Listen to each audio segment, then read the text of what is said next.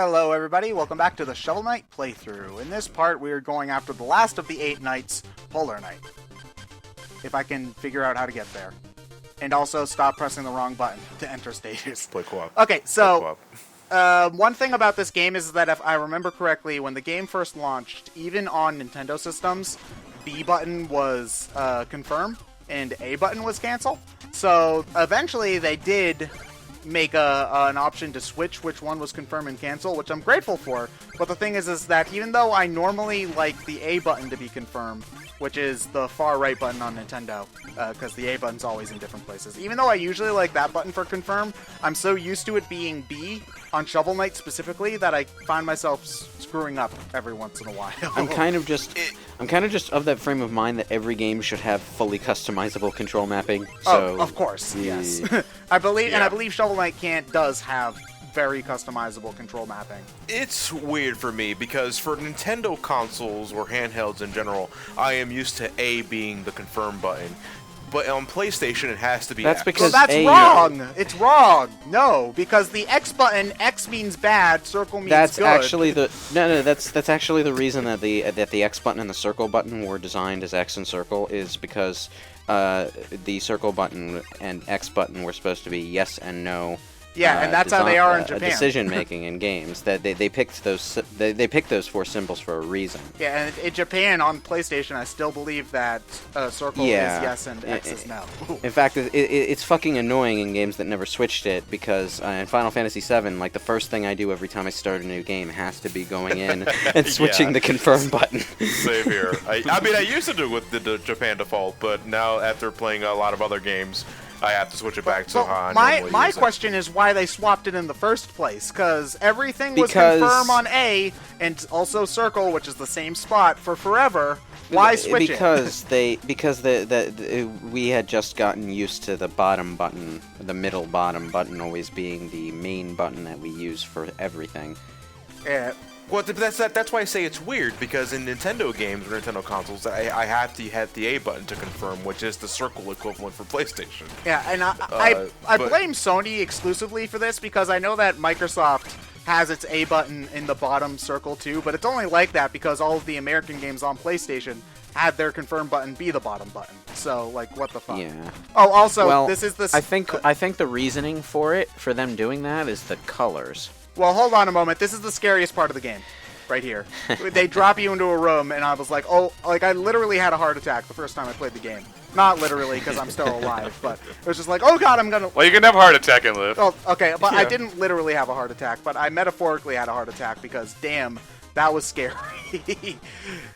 Anyway, back to our discussion about things that don't matter. I was just gonna say I think the reasoning for the button change has to do with color difference with the difference between how cultures regard color, because the X button is blue and the circle button is red. And what do we think when we think red? We think stop. I guess that is true, because games like... Wait, what's that, Microsoft? You telling me I should buy Sony? All right. Yeah, but that is true, because they're in like games of Age of Empires, for example, in the story mode, you're always the blue team, and the enemy's always the red team. And what's actually really interesting is in Age of Mythology, there's a dream sequence level where your character is playing as the bad, like your character dreams that they're being the bad guy, and for that stage you actually play as as the red units for that level, which is actually kind of a really cool little thing. Age of Empires is so good, I love it. Anyway, oh, these guys. The vomiting rainbows. Rainbow vomit. I'm so happy that in Plague Knight you can just fly over all of this stuff. You know, that sort of reminds me of a video commercial I saw on YouTube a lot at one point, where there was this unicorn on a toilet shitting out rainbow-colored ice cream. I remember that. What? It's one of the most what-the-fuck advertisements YouTube has ever aired, and it's surprisingly memorable and hilarious in a really dark way, because the last thing you see is, like, kids eating the ice cream. That a unicorn shat out, yeah. So, the fun thing about this little bird, whatever the hell it is that it can get stuck at the top of the screen, and in certain parts of the stage, it can be impossible to get it back. Usually, I think there's only one part in the game where that can like screw you. Like here, if you can make it over to this side, whatever, and your bird statue is like here. If I drop down, it doesn't really matter where it ends up being, but it can screw you, particularly in one part late in the stage. But also, you can ram it into enemies and kill them, so that's helpful, I suppose. Thank God. Oh. So, is Polar Knight Viking Man? Yeah, basically. Actually, lots of Viking and Norse stuff going on. Actually, looking at my life, that reminds me of a trick that I did in New Game Plus mode to keep myself from basically to just let myself win, because in New Game Plus mode, not only do enemies do twice the damage, there's no health pickups in any of the stages. All of the meat and fruit and all that is replaced by bombs. But you can still fish into bottomless pits, and occasionally you will pull up real fish that heal your health, even in New Game Plus mode. So every time, like, I took even a little bit of damage in New Game Plus, I would stop and fish at the first bottomless pit I could find, and try to get something to refill at least a couple of points of health. Because once you get to the point, wrong button. But once you get to the point in the game where things are starting to do like 2 full dots of damage, which in New Game Plus would do 4, you really, really would like some healing. And you can only carry 2 full heals on you at a time, and you don't want to blow those on something not important, you know? So that was my tip that made New Game Plus a lot easier. I honestly don't enjoy playing in New Game Plus very much, because even though it's fun to cheese stuff with later game weapons and things like that, if I want to do that, I'd rather do that in Amiibo mode, instead of dealing with kind of some of the honestly, it felt kind of cheap in some of the situations where they keep health from you, especially the boss rush at the end of the game as well. Huh. That's... Yeah, in New Game Plus, the boss rush was the only thing I had any trouble with. Because they do heal you in the boss rush, but you get... Just not as much. You get healed half as much as you do in the normal playthrough, and that's really not that much, so... Well, wasn't it like half as much in every other boss? No, you got... Instead of like after Okay, every so boss? in the normal playthrough, we'll be seeing this because the boss rush is coming pretty soon. Next part, I believe. In the boss rush... The Warhorn is... Yeah. The Warhorn is just a fuck you cry. Yeah, Okay. I don't use it very much, but it does have a lot of utility. We'll see this next part, but in normal mode, when you in boss rush, when you're in the boss rush, you get a full heal after every boss. It's more just a matter of being able to beat all of them, which is not always easy. In New Game Plus, you only get that full heal every other boss. So if you, like, say, get Plague Knight and then Polar Knight right Propeller after, Knight. then you're kind of screwed, you know? So, yeah, save your chalices, kids.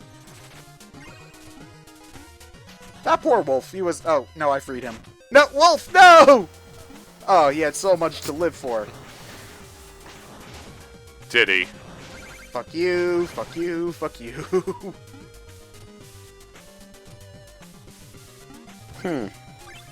This is one of, I think, the most visually striking levels in the game. Well, more so when we're in the not shit parts, because then it's like The not ship. like we're in the ship right now, so you really can't see the background. I love the background for this stage. Yeah, the Aurora Borealis. Yeah, it's like I love the aesthetics of snowy areas. I'm a little more cynical about the obviously Viking stuff, but that might be more of a retroactive complaint on my part, because I'm seeing a lot of Viking stuff in indie game development. Like even Ninja Theory is getting in on the action lately. And I'm looking forward to Hellblade, but still. And that was... That Just- could have just gone fall. better. Yep.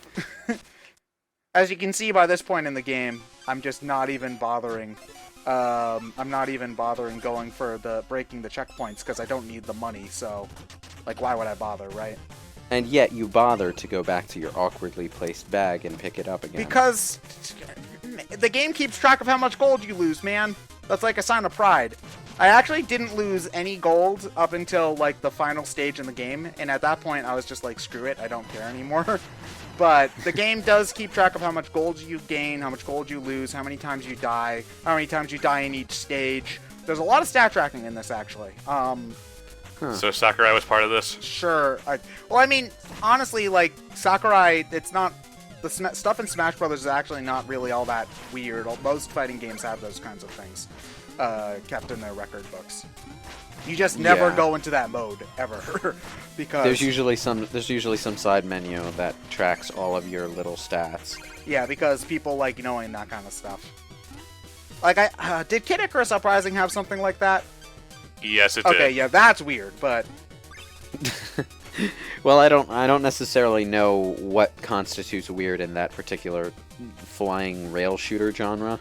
So, well, I mean, it makes sense for a racing game, it makes sense for a fighting game, but for like a ice physics. I like how the spikes bounced you back up onto the platform you had just fallen off. They're very considerate. Yeah, they're bros, you know. At least they can recover your body. Yeah, they'll kill you, but at least they won't deprive your wife of a funeral. Which costs money. So fuck you, Spikes.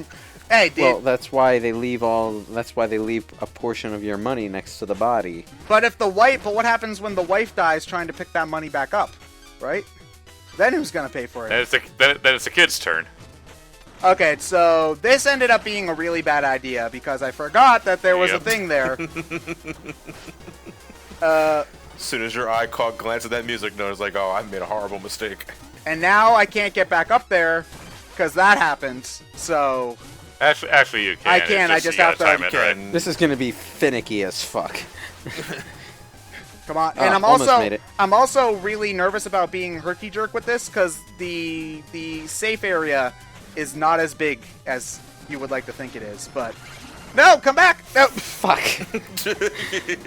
No, come No. back. These stupid dragons keep swooping in. Just use the puff clouds. No. At that point, it was a matter of pride. God damn it. I wanted to get I some must use make out of a that weapon flashing ban. entrance. You're already wearing the gold armor. Polar Knight is probably my least favorite boss in the game.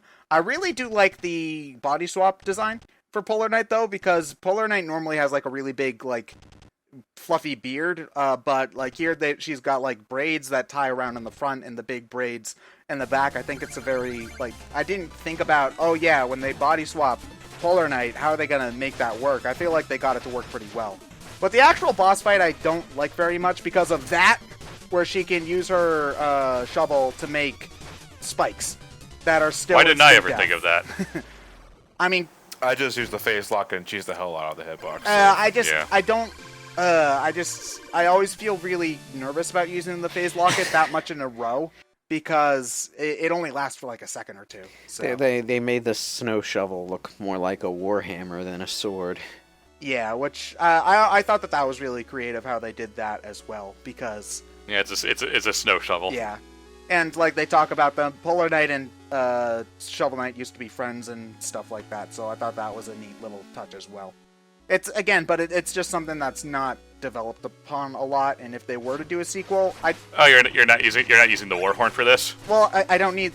I don't need the money, but I've actually never thought to use the Warhorn for this. Does it insta kill these Yeah, guys? either one or two shots, and it makes this a joke. More importantly, Also, you don't have to move from the middle. Yeah, you don't have to aim. Yeah. Yeah, I don't think that shield. Oh, missed that jump. Got you. What do you think of my flips? I'm just picturing that in an actual live-action film, where where the dramatic slow motion catch misses and the hero has to try again. Gwen Stacy, I'm going to get you. Sweep. Oh, I hit the wall. Wait, hold on. Let's try. Shoot. Oh no, I'm out of web juice now. Are save states a thing? I think you can like mod in save states if you're playing on Steam. To answer your non-serious question with a serious answer. I really don't. If you want a serious question, how come Peter's web shooters always run out of web cartridge at the exact wrong times every time? Because it always has more than enough for every other time. Well, because the times when it didn't actually result in anything bad happening are boring and don't have stories written about them. Like- That's why. At the time of this recording, I still have not seen Spider-Man: Homecoming yet, so I'm hoping that's good. Really? Yeah, because I was. And you're the Marvel guy. Yeah, well, I was out of town last week. I have heard and that it is incredibly decent. I've heard stuff all across the map. I've heard people loved it. I've heard people hate it. I've heard people think it's okay. But I was out of Well, town last week, and the nearest theater that was showing it was 40 miles away. So From everything that I've wasn't heard about happening. Spider-Man: Homecoming, it sounds like whether you love it or just kind of like it is going to depend on what your priorities are. Because apparently, like it's a universal, sort of, well, pretty much universal plus on everyone's list of high points that the portrayal of Spider-Man is really goddamn good, and Oh. even Vulture manages to be really goddamn good. Well, that may be due to Michael Keaton than anything. well, but still, it takes a lot of work to make Vulture an interesting villain, so I'll give them credit. Well, where apparently credit's due. Vulture actually does have a bit of a story arc in this one, so Yeah, because Yeah. but Well, I don't want to say anything if Ted hasn't yeah. seen it yet. Well, So. I'm not surprised that people like the portrayal of Spider-Man because I loved Tom Holland in Civil War, so I'm sure that he'll still be good here. yeah. Although I'm still not I love. really all that happy with what they did to Aunt May. Well, one thing I love about the gold armor is normally you face plant when you use the catapult, but if you use the gold armor, you land on your feet and you do the da-da-da-la little pose when you win, which is great. But anyway, we're pretty much fully upgraded at this point. We've got all of our magic, all of our armor, all of our shovel upgrades, max life. We're pretty much good to go. So next time we are going to go to the Tower of Fate with the last levels in the game. A quick question before we end the part. Did you know how one of the NPCs will whistle to Shovel Knight if they walk past it? Does that still happen in Body Swap Yep. mode? yes, it does. Okay. Yeah. Goes both ways. Yeah. Or maybe Shovel Knight's just incredibly sexy as both a man and a woman. We don't know. Or maybe they just can't tell. I don't know who that is, but I'd tap that. Bet it makes a nice clank sound.